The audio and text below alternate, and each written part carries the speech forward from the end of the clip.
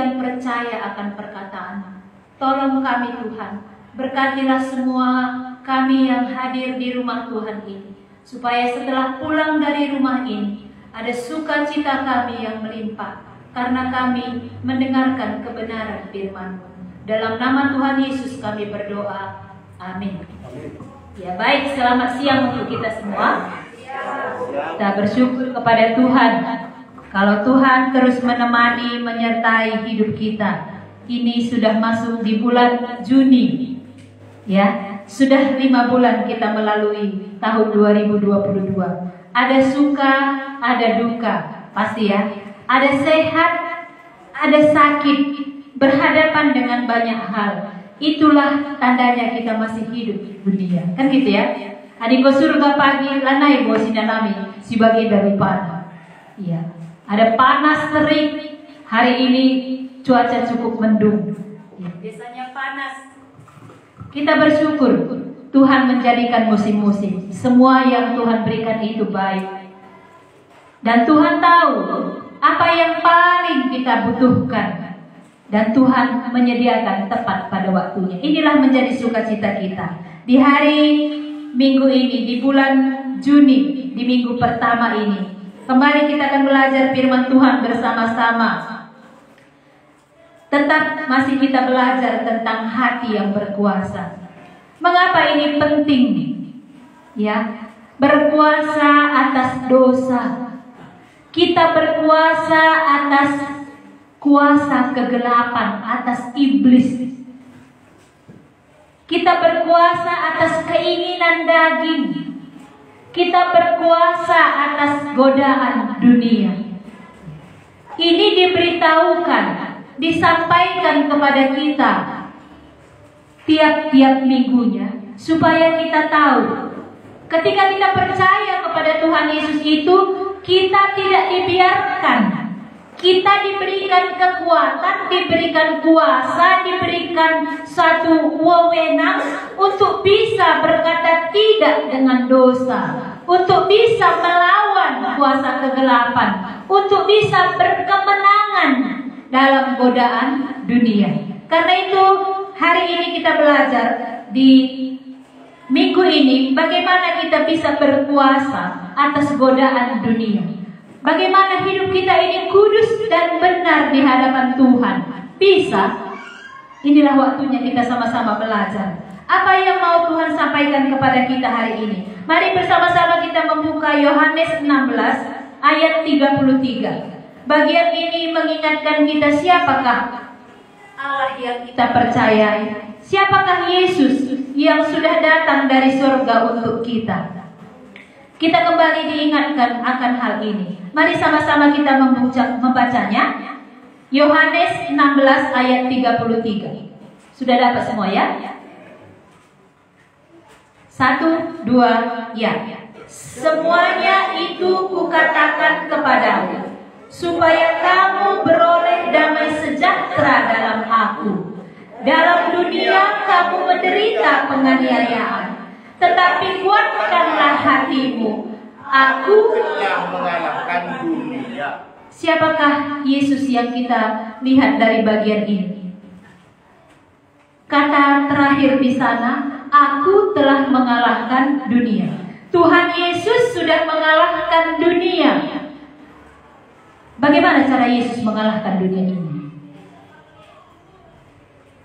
Apa yang dilakukannya? Mengapa dia mengatakan aku telah mengalahkan dunia?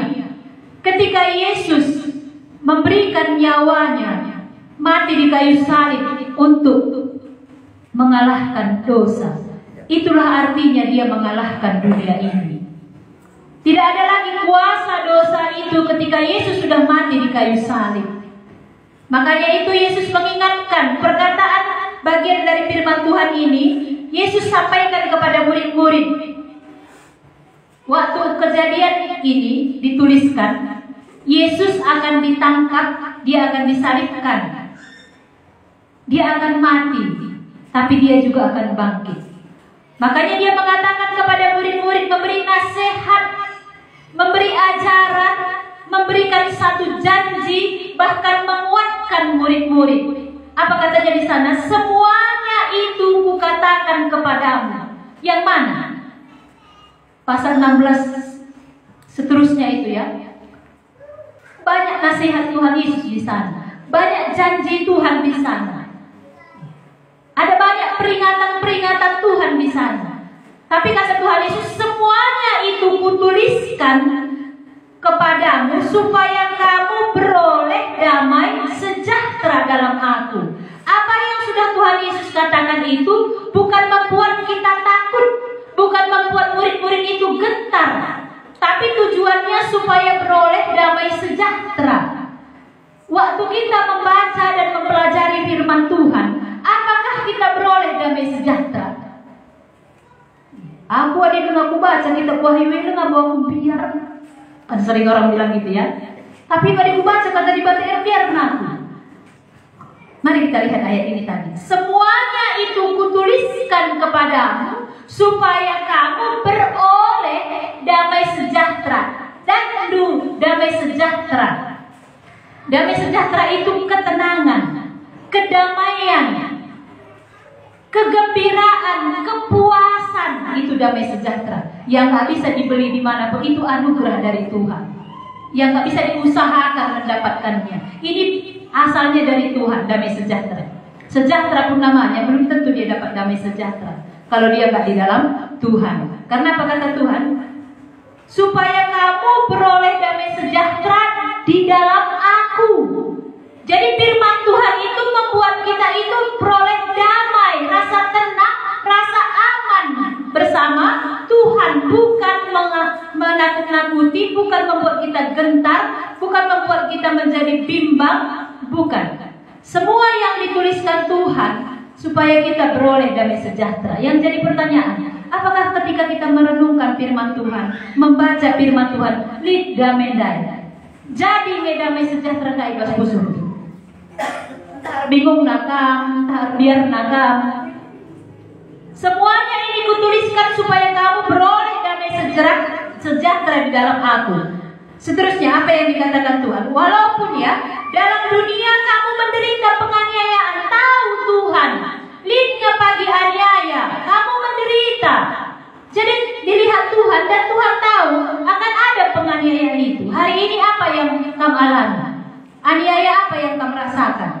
Dalam dunia ini mungkin kita sekarang ini diejek, ditolak, dihina, dipandang rendah. Kayak keadaan di gereja, ini bentuk-bentuk penganiayaan. Jangan kita marah. Dalam dunia kamu menderita penganiayaan, tapi ingat, jangan marah. Apa kata Tuhan Yesus? Kuatkanlah hatimu. Apa katanya? Kuatkan hatimu. Gimana caranya? Ingat, Allah sudah mengalahkan dunia. Ini yang perlu kita pegang. Allah yang kupercaya itu sudah mengalahkan dunia ini. Karena itu aku gak boleh kalah. Adi merawat kamu, artinya kamu kalah. Adi sakit hati kamu dianiaya, atau melawan kamu dianiaya, artinya kamu kalah. Ingat, aku telah mengalahkan dunia.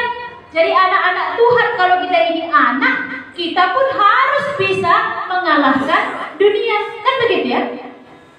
Khotbah saya bulan lalu kan begitu. Kalau kamu anak, lihatlah betapa besar kasih Allah yang menyebut kita anak-anak Allah. Adik kamu anak-anak Allah, berarti sifatmu sama dengan Allah. Uga Bapak nama bagi anaknya. Iya. Kalau kita anak Tuhan, kalau Allah penuh kasih, kamu ngapain? Penuh kasih. Kalau orang mengenal Allah itu lewat kasihnya, maka aku pun dikenal orang harusnya lewat. Amin.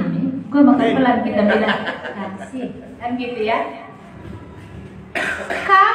Kita disebut anak-anak Allah. Allah telah mengalahkan dunia.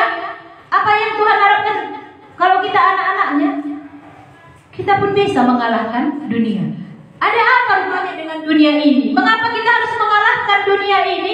Mengapa kita harus menang menghadapi godaan dunia ini? Mari kita sama-sama melihat Yakobus pasal 4 ayat 1 sampai ayat 4. Inilah keadaan dunia yang membawa kita mudah jatuh ke dalamnya. Daya tarik dunia ini membuat kita tergoda. Apa yang ada di dunia ini membawa kita jatuh di dalamnya. Karena itu Tuhan berkata, jangan menjadi serupa dengan dunia ini. Tuhan perintahkan kita sebagai anak-anak Tuhan untuk bisa mengalahkan dunia, untuk bisa menang dari godaan dunia, untuk tidak serupa dengan dunia ini. Sudah dapat semua ya? Saya akan membacakan Yakobus 4 ayat 1 sampai ayat yang keempat. Sudah? Orang muda sudah terbuka Alkitabnya? Kan bukan HP-nya lagi yang dibuka ya? Iya, karena banyak godaannya kalau kita buka HP. Baik. Ayat 1. Dari manakah datangnya sengketa dan pertengkaran di antara kamu? Bukankah datangnya dari hawa nafsumu yang saling berjuang di dalam tubuhmu? Ayat 2. Kamu mengingini sesuatu, tetapi kamu tidak memperolehnya.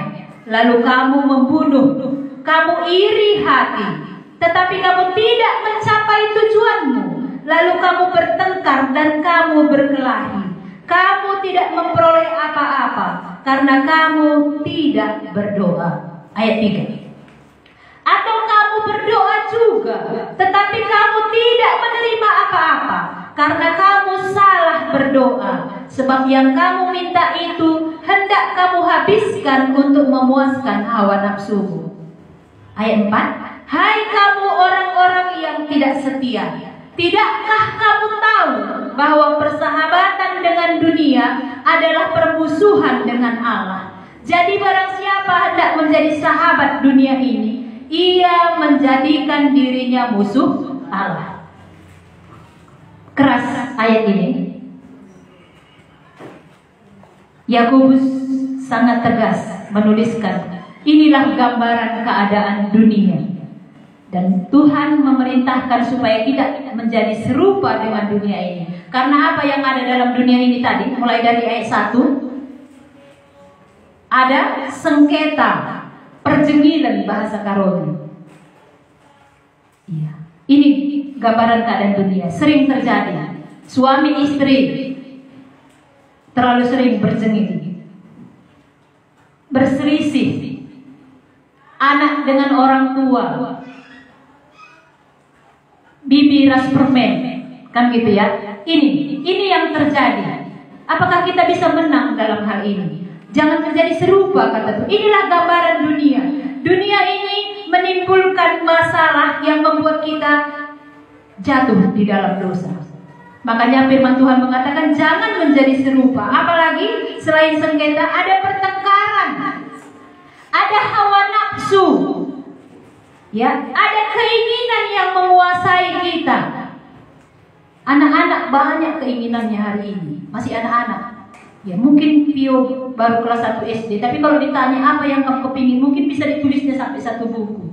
Karena anak saya begitu, dia punya buku daftar keinginan. Ya, kalau udah saya belikan dia checklist. Tapi kalau saya lihat bukunya itu masih banyak lagi. Kepingin dari dia bisa nulis ya, dia sudah tuliskan kepingin motoran yang bisa dinaikin itu dulu. Sampai sekarang belum terpenuhi. Ya, lalu dia kepingin pulpen yang ada lampu. Ada terus, kalau saya baca ada terus permintaannya. Ya. Belum lagi ibu-ibu ya, pasti punya banyak keinginan. Ya. Beli nampaknya bagus kan tempat tidur, kepingin beli spray baru. Tengoknya kursinya, maunya kok baru min kursiku. Tengoknya lagi jendela, baru min hordenku. Punya banyak keinginan. Ya. Dan tapi ini sering menimbulkan jatuh dalam dosa. Ini gambaran dunia. Punya banyak keinginan, punya cita-cita boleh, tapi jangan itu yang membuat kita menjadi berdosa di dalamnya. Lalu apa lagi yang terjadi? Kamu mengingini sesuatu, tetapi kamu tidak memperolehnya, lalu kamu membunuh. Mungkin kita nggak pernah membunuh, tapi firman Tuhan bilang di Matius 5 ayat 21 sampai 22. Hukum Taurat mengatakan jangan membunuh. Tapi aku mengatakan, apabila kamu marah terhadap saudaramu, itu sudah sama dengan membunuh. Apabila kamu menyebut saudaramu kafir, jahil, itu sudah sama dengan membunuh. kita nggak bunuh, mungkin bunuh nyamuk iya. Tapi marah saja kan, ini sudah melanggar apa yang Tuhan katakan. Inilah gambaran dunia. Inilah yang membuat kita harus bisa menang di dalamnya. Selain membunuh apa tadi? Kamu iri hati, tetapi kamu tidak mencapai tujuanmu, lalu kamu bertengkar dan berkelahi. Ini ya, gambaran manusia yang dikuasai oleh nafsunya. Kamu tidak memperoleh apa-apa karena kamu tidak berdoa. Ini gambaran manusia duniawi. Dia tidak berdoa. Ayat 3-nya, atau kamu berdoa juga. Oh, ini kan orang Kristen berdoa juga. Tapi apa di sana? Tetapi kamu tidak menerima apa-apa karena kamu salah berdoa. Sebab yang kamu minta itu hendak kamu habiskan untuk memuaskan hawa nafsumu. Bisa kita mengerti bagian firman Tuhan ini? Banyak orang sekarang kalau ditanya, kamu bertoto? Ini yang bertoto. Tapi apa yang menjadi doanya? Semua doanya itu hanya untuk kepentingan dirinya, untuk kepuasan dirinya. Sering sekali orang berdoa, apa yang kamu doakan? Gelah aku sehat, gelah anakku sukses, gelah anakku dadahin, gelah cukup perpan kami, gelah pasu-pasu Tuhan juma kami, naik ke harga sawit kami. Ini berdoa, tapi doa ini terus menerus. Kamu memang berdoa, tapi ingat apa kata firman Tuhan ini? Tetapi kamu salah berdoa. Mari kita koreksi doa kita hari ini. Apa yang kita doakan? Saya dulu dapat ilustrasi dari dosen saya begini bilang. Bagaimana selama ini kalian berdoa? Apakah kalian berdoa membawa kertas di hadapan Tuhan lalu kalian tulis seperti nulis proposal? Tahu proposal ya, permohonan. Tuhan, aku perlu ini. Tanda tangan di Tuhan. Jawab Tuhan. Atau pernahkah kalian berdoa membawa kertas putih, kertas kosong ke hadapan Tuhan? Tuhan, apa yang Tuhan inginkan untuk kulakukan? Inilah yang doa yang benar. Kainge kuban Tuhan maka ngena atendo. Kainge surah-surahandu bas geluhku. Jadi nggak boleh lagi kita minta, boleh. Tapi mana porsinya lebih banyak? Boleh kita minta, boleh ya. Orang kata firman Tuhan pun, mintalah maka pintu akan dibuka. Makanya aku minta terus, ya teruslah minta. Makanya firman Tuhan ini bilang, kamu memang berdoa, tetapi kamu tidak mendapat apa-apa. Kenapa sampai hari ini belum dijawab Tuhan? Karena doa kita itu lebih banyak untuk memuaskan hawa nafsu kita, kesenangan kita. Jadi jelas ya, inilah gambaran keadaan dunia. Maka itu Tuhan mengatakan jangan menjadi serupa dengan dunia ini. Orang dunia seperti inilah, dia berdoa, tapi salah berdoa. Ya. Kita harapkan setelah pulang dari sini kita ingat ayat ini. Tuhan, selama ini salah mungkin aku berdoa. Terlalu banyak surah-surahku yang kuminta. Ya. Orang muda kan gitu ya, aku berdoa untuk teman hidup.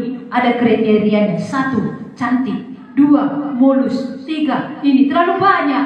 Tanda tangani Tuhan, nggak dapat sampai hari ini. Tapi coba kalau dibilang Tuhan, berilah yang Tuhan pandang baik untuk menjadi penolong dalam hidupku. Tuhan, berilah kepada siapa nanti aku bisa menjadi penolong. Kalau yang perempuan kan gitu ya.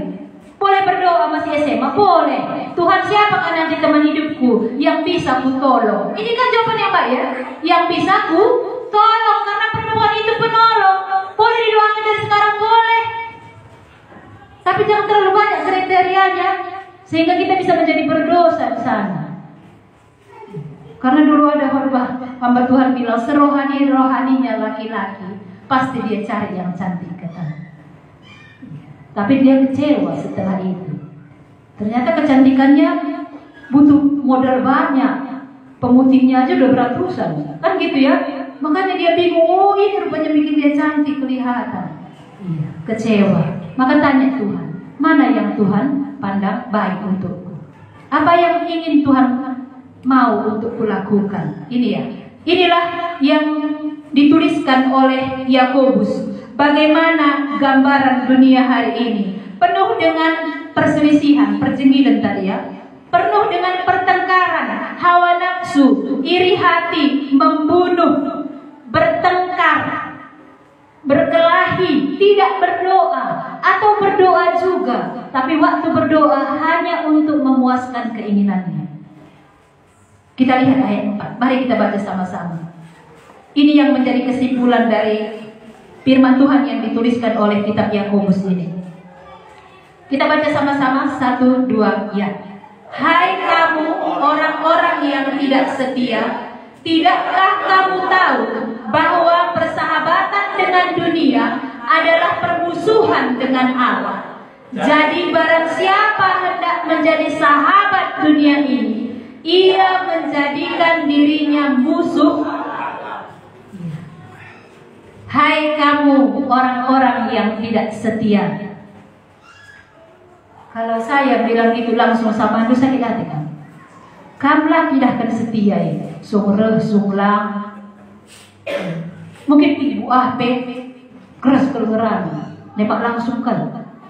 Ini Yakobus mengatakan ya, hai kamu orang-orang yang tidak setia. Kenapa Yakobus mengatakan orang-orang tidak setia? Karena dia mau bersahabat dengan dunia, iya. Mau bersahabat dengan Tuhan, iya. Enggak bisa. Ikut Tuhan, yes. Bikin dosa, yes juga. Enggak bisa. Iya. Allah itu Allah yang pencemburu. Ketika kita mengaku percaya dan mengikut Dia, yang tidak Tuhan suka itu kita siap meninggalkan. Ini bentuk kesetiaan. Hai kamu orang-orang yang tidak setia, tidakkah kamu tahu,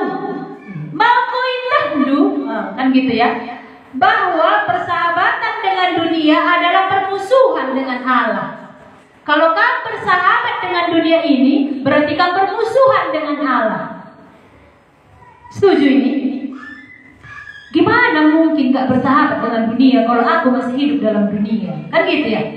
Tapi inilah kata firman Tuhan. Apa maksud dari ayat ini? Bersahabat dengan dunia, bermusuhan dengan Allah. Kalau kita mengasihi dunia ini lebih dari Tuhan Yesus, itulah artinya kita bersahabat dengan dunia. Mencintai dunia ini lebih dari Tuhan Yesus, mengutamakan dunia ini lebih daripada Tuhan Yesus. Padin kapdu juma asangkan ibadah ras Tuhan. Inilah arti bersahabat dengan dunia. Rekan kapdu hertandu asangkan tibatandai. Inilah arti bersahabat dengan dunia. Lebih berharga kamu merasa untuk kade-kade menghormati keluarga daripada menghormati Tuhan. Inilah arti bersahabat dengan dunia. Jadi lanai sirkai kade-kade boleh. Tapi mana yang menjadi prioritas utama kita? Kalau jadi anak baru, kamu tahan gak tidur 1 hari 1 malam untuk bekerja, masak nasi bangun jam 4 supaya nanti kali bubu negeh pagi-pagi ngukati lah terlambat. Sebab bagai arif lebih naik jam 7 ngukati, rela kamu bangun jam 4.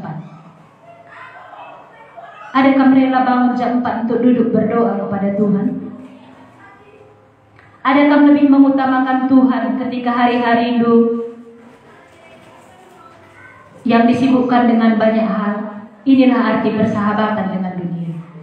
Manakah lebih kamu cintai, Tuhan Yesus atau dunia ini? Bisa ngerti ya? Persahabatan dengan dunia menjadi musuh Allah.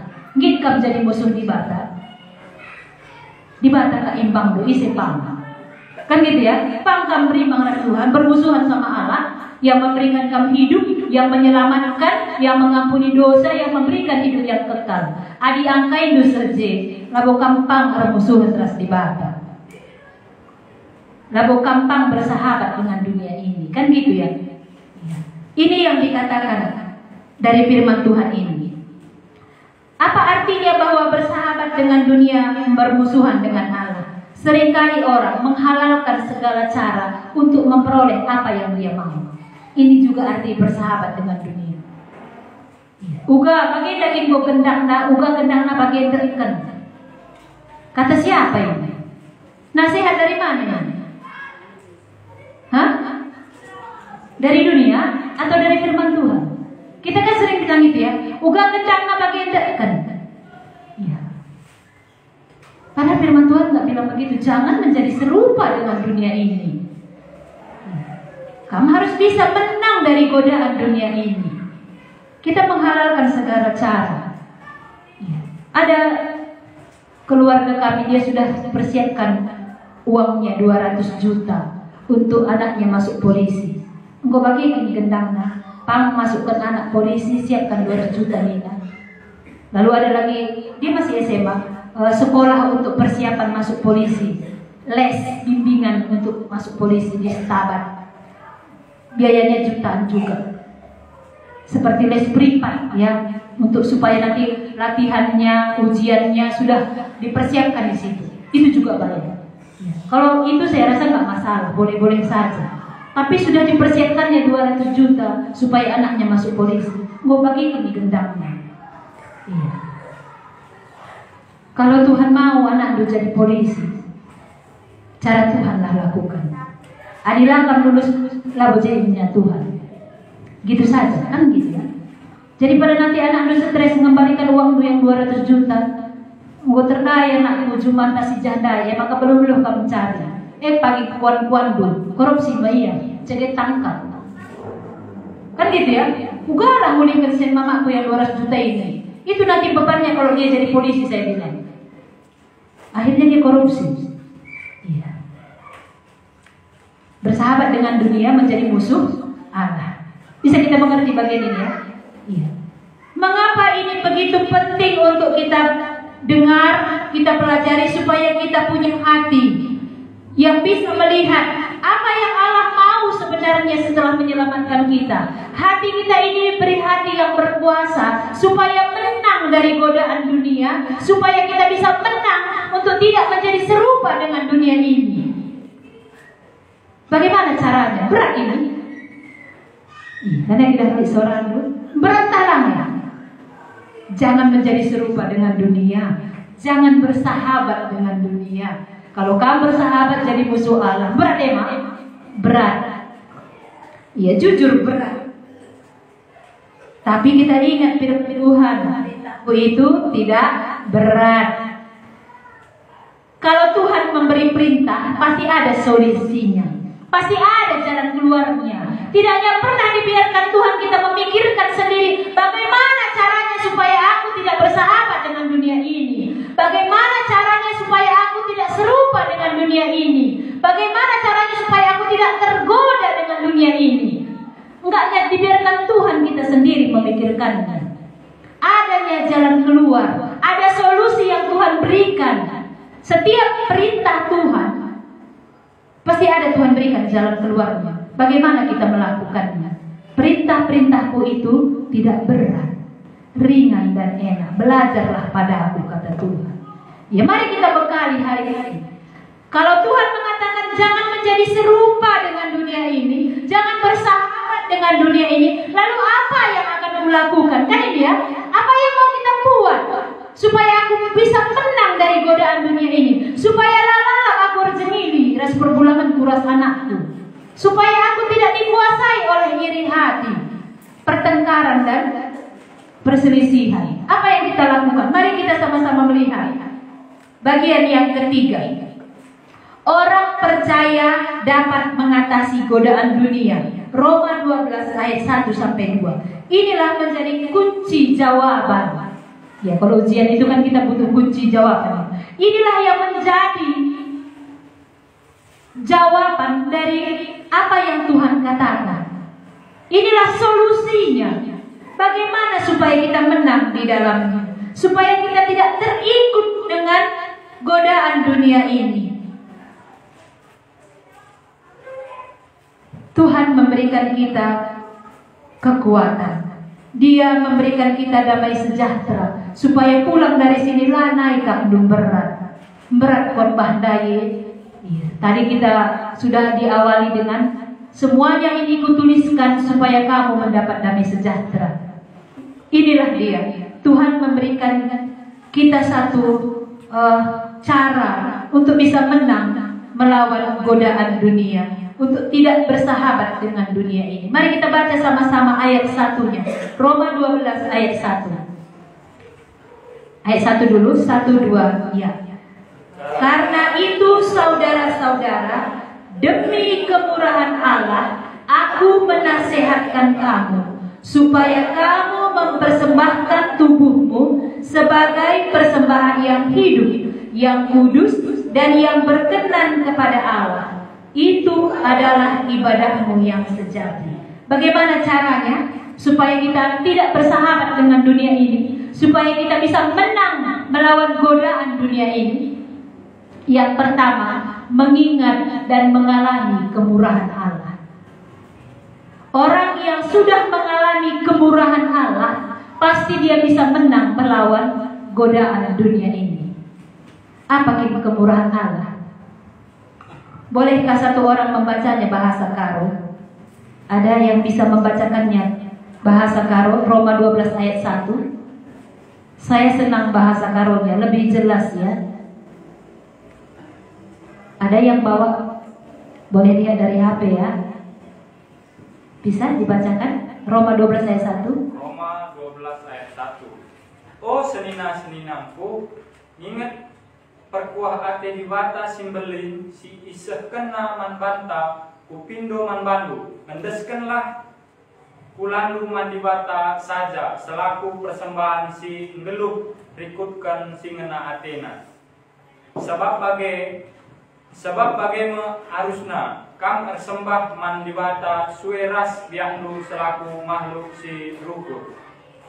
Iya, baik, terima kasih. Satu poin yang pertama di sana mau kita ingat, bagaimana kita menang dari godaan iblis, bagaimana kita bisa untuk tidak bersahabat dengan dunia ini. Nginget perbahanan di batas simbelin. Perbahanan di batas simbelin itu yang mana? Bolehkah yang menjawab? Apa sih perbahanan di batas simbelin? Adinggo inanamidu perbahanan di batas simbelin. Bancakam banci menang ibas godaan dunia. Bancakam melanai bersahabat dengan dunia ini, mengalami perbuatan Allah, kemurahan Allah, perbahanan di batas simbelin. Kai perbahanan di batas simbelin. Lalah tangan namin duit, alatah jawab sah. Yesus sudah mati di kayu salib untuk menebus dosa saya. Iya. Yesus sudah mati di kayu salib untuk menebus dosaku. Ini perbuatan Tuhan yang besar. Inilah kemurahan Allah. Ngingat perbahanan di batas simbelin.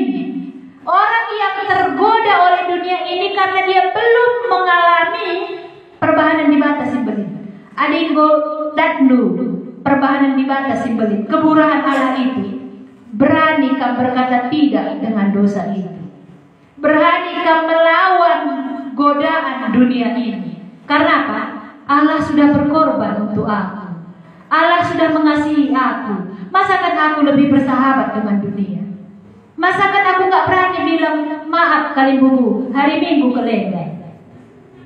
Boleh kali aku kebatin rehat. Bas kerja dulu pas hari Minggu pagi pulang pasir. Ini artinya kita sudah mengingat pengorbanan Yesus lebih besar daripada pengorbanan kali bubuku. Makanya aku lebih berpihak kepada Allahku. Kenapa tadi Yakobus mengatakan, hai kamu orang-orang yang tidak setia, lakin kamu setia di batandari. Padahal Dia sudah memberikan nyawanya untuk kita, tapi kita masih lebih memilih bersahabat dengan dunia. Orang yang mengasihi Allah, dia bisa mencintai apa yang Tuhan cintai. Ini artinya mengasihi Allah. Jadi bagaimana caranya tadi melawan godaan dunia ini? Mengalami dulu. Adi dengan kecap kendu perbahanan di batas si belit bas gelulu labo kampanci menang. Jadi harap maklumlah. Orang muda yang mengaku percaya sama Tuhan Yesus bisa menang melawan godaan. Bagaimana caranya supaya bisa menang? Iya, ingat kasih Allah yang besar itu. Iya. Kalau ada orang yang mencintai kamu, Kamu terima, kan gitu ya. Lalu ada lagi yang bilang, aku mencintaimu bang, kamu terima. Ini nggak akan bisa cocok, nggak akan bisa tenang hidup lu. Di sana iya katanya, di sana iya katanya. Kayak piala bergilir dia datang, kayak Senin, Selasa, Rabu, Kamis. Ini nggak akan bisa tenang hidupnya. Kalau kita mau berpihak kepada Tuhan, mana yang lebih kita utamakan? Jadi kayak mana bu? Nggak boleh lagi berpesta? Boleh. Kan gitu ya. Tapi mana yang lebih prioritas? Mana hal yang utama tadi? Berkorban untuk manusia kan mau bangun jam 4 masak nasi pegara api supaya lah kali terlambat kali bubu mukadi. Ada yang kamu buat untuk Tuhan. Ini maksudnya. Kalau kamu mengingat kemurahan Tuhan, lebih kamu berpihak sama Tuhan. Jadi gak boleh lagi ngerjakan dari anak baru. Boleh. Tapi mana porsinya lebih banyak waktu? Apa yang kamu buat untuk Tuhan? Apa yang kamu korbankan untuk Tuhan? Ini yang menjadi renungannya. Orang yang sudah mengalami perbuatan Tuhan, karena itu saudara-saudara, demi kemurahan Allah, ngingat perbahanan dibatasi belin. Ini yang membuat kita bisa menang. Apakah ingat kita? Atau cuma hari Paskah kita ingat Yesus mati di kayu salib untuk dosa kita? Setahun sekali cuma kita ingat pengorbanannya. Harusnya kapan? Harusnya kita ingat kapan? Hah? Setiap hari, setiap waktu ya. Dia sudah mati. Kalau orang yang cintai kamu ingat setiap waktu. Telepon pun kalau bisa 1 jam 2 kali. Kan gitu ya. Kita bikin waktunya. Udah itu teleponnya, belum lagi chattingannya. Lalu kamu berkomunikasi. Karena kamu cinta. Jadi bukan cuma Paskah kami ingat pengorbanan Tuhan Yesus. Setiap saat mengingat perbahanan dibatasi belin. Adik ingat doa labo kampang harbat dosa. Labo kampang bersahabat dengan dunia ini. Karena ini perintah Tuhan. Yang kedua, mari kita lihat bagaimana caranya supaya aku bisa mengatasi godaan dunia dan segala keinginannya ini. Kita lanjutkan bagian yang tadi. Karena itu saudara-saudara, demi kemurahan Allah, aku menasihatkan kamu supaya kamu mempersembahkan tubuhmu sebagai persembahan yang hidup, yang kudus, yang berkenan kepada Allah. Itu adalah ibadah yang sejati. Apa yang kedua yang harus kita miliki supaya kita bisa menang melawan godaan dunia ini? Kita punya ibadah yang sejati, mempersembahkan tubuh sebagai persembahan yang hidup, yang kudus, yang berkenan kepada Allah. Inilah persembahan yang sejati. Inilah ibadah. Bukankah nganting Alkitab rabu gereja? Lalu ingat ibadah. Waktu kamu mempersembahkan tubuhmu, menjaga kekudusan hidupmu, ini ibadah. Bagaimana supaya aku tidak cemar? Bagaimana supaya aku tidak berdosa? Ini ibadah. Jelas dikatakannya di sana, supaya kamu mempersembahkan tubuhmu sebagai persembahan yang hidup, yang kudus, yang berkenan kepada Allah. Persembahan tubuh yang berkenan kepada Allah. Seperti apa contohnya? Kita jaga hidup kita ini. Mana kita lebih banyak menghabiskan waktu baca firman Tuhan atau lihat HP? Lekari sangat ibadah HP kamu. Memang awalnya buka Alkitab, ya. Tapi yang selanjutnya yang lain. Makanya ketika selesai ibadah atau besoknya ditanya apa kamu dapat, apa pun nggak dapat. Yang sungguh-sungguh pun susah dapatnya, apalagi yang main-main. Gimana kamu bisa bertumbuh di dalamnya? Gimana bisa menang melawan godaan dunia ini? Kalau melukisnya kamu sangat hot bahaya, mendengar kamu sangat hot bahaya. Saya nggak marah ini ya. UAP perpos ke dia ngerana dan juga kan. Iya. Kan nggak ada dapat. Makanya kamu bingung, kok aku nggak menang-menang ya? Udah pernah aku terima Tuhan Yesus, tapi nggak ada kurasakan apa-apa. Nggak nggak ada pengaruhnya, nggak ada bedanya. Gimana mau ada bedanya? Kalau nggak kamu ingat pengorbanan Tuhan tadi, kalau nggak ada ibadahmu yang sejati tadi, mempersembahkan tubuhmu, mempersembahkan hidupmu bagi singena ate Tuhan, lagu bagi singena ate itu. Yang penting udah ke gereja daripada kena mama, otak. Iya. Saya tanya anak sekolah minggu ya, coba jujur, kalian ke gereja karena siapa? Karena disuruh-suruh. Iya, itu jawabannya.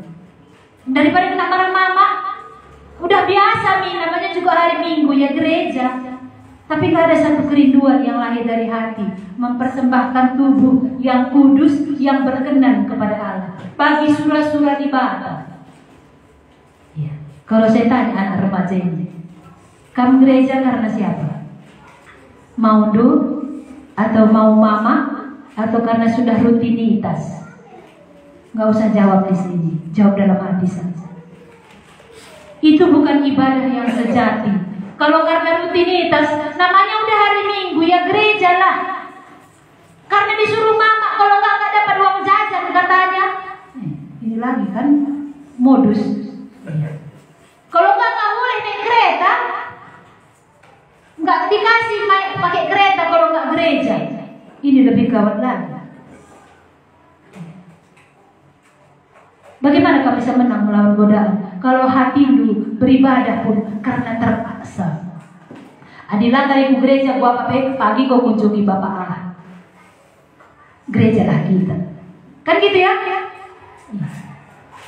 2 kali kita dalam gereja, ini terkenal dahina.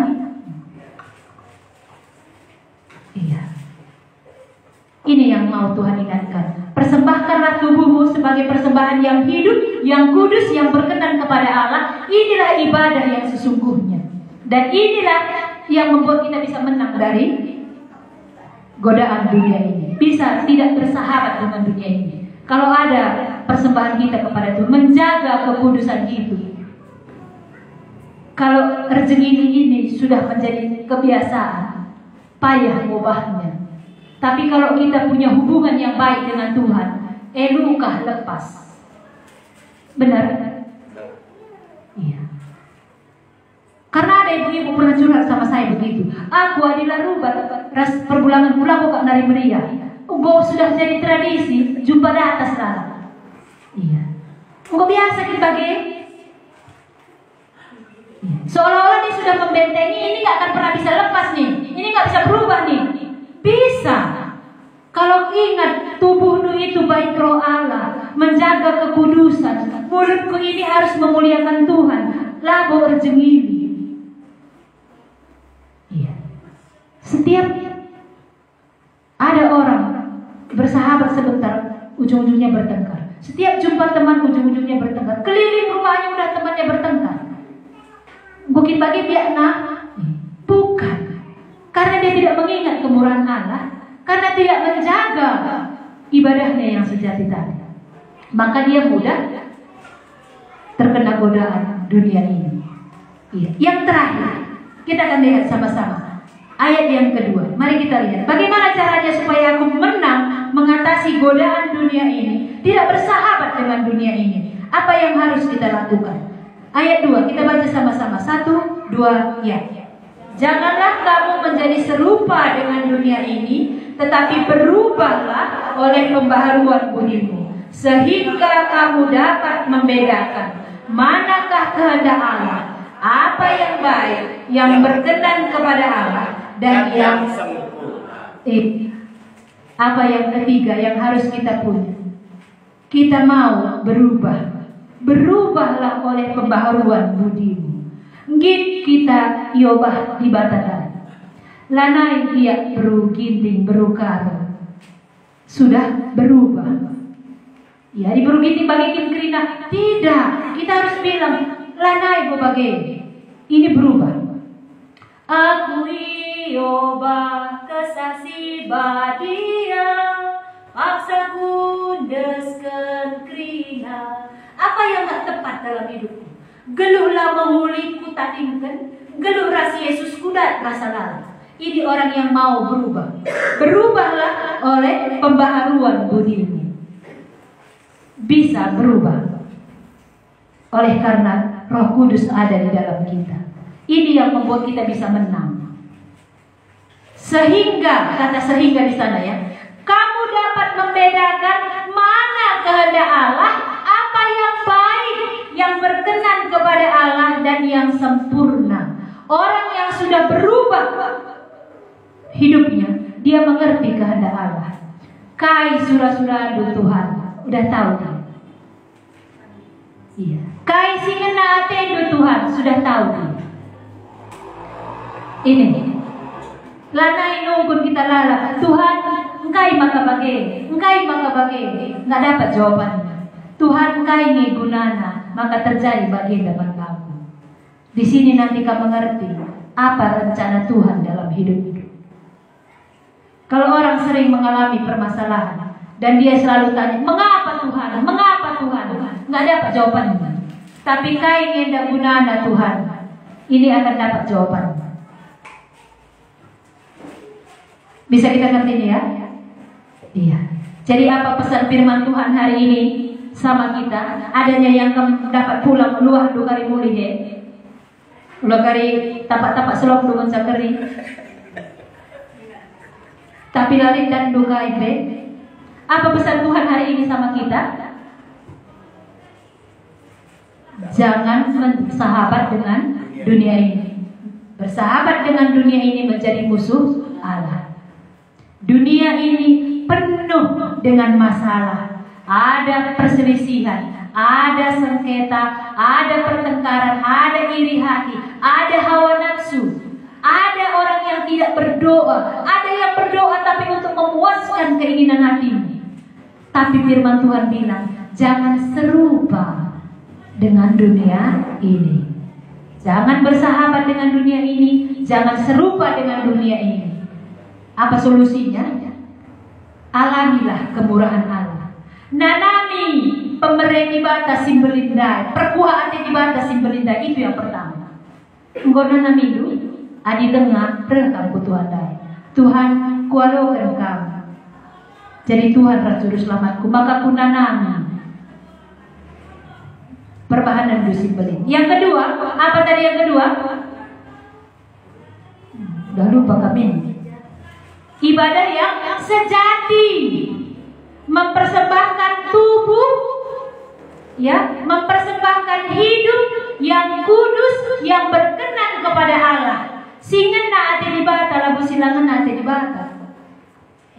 Ini yang kedua, memiliki hubungan yang baik dengan Tuhan, berkomunikasi dengan Tuhan.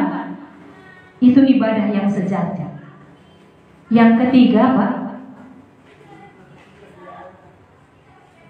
berubah oleh pembaharuan budimu, maka kamu akan mengerti kehendak Allah. Kehendukai surah-surah di bata. Mengapa kamu dianiaya? Kaini gunana Tuhan. Jekari maka ngerti kamu untuk menguji kemurnian iman itu. Lanai kamu curiga dengan di bata, lanai kamu kecewa dengan di bata. Bisa mengerti kehendak Allah oleh karena kita sudah berubah oleh pembaharuan budi, sehingga kata di sana bagus ya, berubahlah oleh pembaharuan budimu sehingga kamu dapat membedakan mana kehendak Allah, apa yang baik, yang berkenan kepada Allah dan yang sempurna. Tahu kita isi hati Tuhan, maka itulah yang membuat kita bisa menang melawan godaan dunia ini. Siang kai, apa isi kena hati Tuhan? Mari kita berdoa. Tuhan Yesus, kami bersyukur ketika kami percaya Tuhan memberikan kami hal-hal yang membuat kami bisa berkemenangan, yang membuat kami bisa melawan godaan dunia ini. Ada banyak nasihat, perintah Tuhan supaya kami tidak bersahabat dengan dunia, tidak menjadi serupa dengan dunia, bisa menang melawan godaan. Tuhan memberitahukan solusi yang baik kepada kami hari ini. Biarlah kami semuanya mengalami kemurahan Tuhan, menanami perkuah hati di batas simbeling. Jikalau belum ada di antara kami yang belum mengalaminya, kiranya Tuhan bukakan hatinya, supaya dia mengalami kemurahan Tuhan. Kami berdoa supaya kami memiliki ibadah yang sejati. Kami menjaga kekudusan hidup kami. Kami mempersembahkan tubuh kami, supaya hidup kami ini kudus dan berkenan di hadapan-Mu. Kami mau berubah Tuhan, mau diperbaharui oleh Tuhan, sehingga kami bisa mengerti kehendak Tuhan. Inilah doa kami ya Tuhan. Kami berdoa kepada Tuhan untuk seluruh jemaat-Mu ini. Biarlah kami berkemenangan menghadapi dunia yang gelap ini. Tuhan tolong kami, Tuhan mampukan kami. Dalam nama-Mu Tuhan Yesus kami berdoa. Amin. Amin.